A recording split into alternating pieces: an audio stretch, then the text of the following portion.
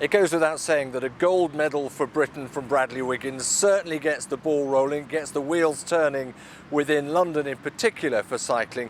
Throw on top of that, of course, his Tour de France triumph, and there is a real buzz about cycling in Britain at the moment. And I'm joined by the president of British Cycling, Brian Cookson. Brian, you were actually following Wiggins, and what an event. Yeah, it was absolutely fantastic. I mean, we use the word awesome a lot these days, but that was a truly awesome performance in front of a massive crowd of people all lining the roads. I've never seen as many people at a bike race before. It was absolutely fantastic. Now, give us an idea as to what that sort of result is doing for British cycling, because we can certainly go back to Beijing at the very least, can't we, and see progression, see people picking up on the success of British cycling.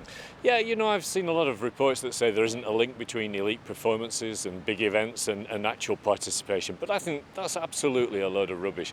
We've never seen as many people riding bikes before. Our membership's at an all-time high. We see 300,000 people every month increasing the levels of cycling. We know that now there are almost 2 million people riding their bikes 2 or 3 times a week for leisure and fitness.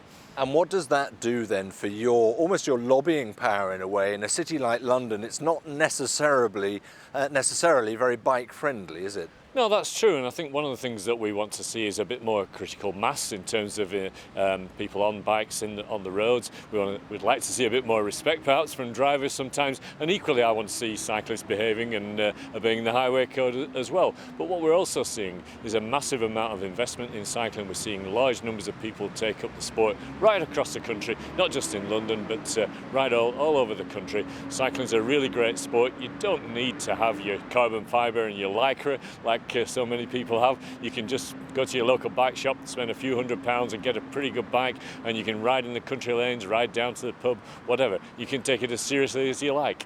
Yeah, lycra, terrible stuff. Brian Cookson, thank you very much indeed. It just makes you think what will happen if Britain has the sort of showing again as it had in Beijing in the velodrome in the track cycling.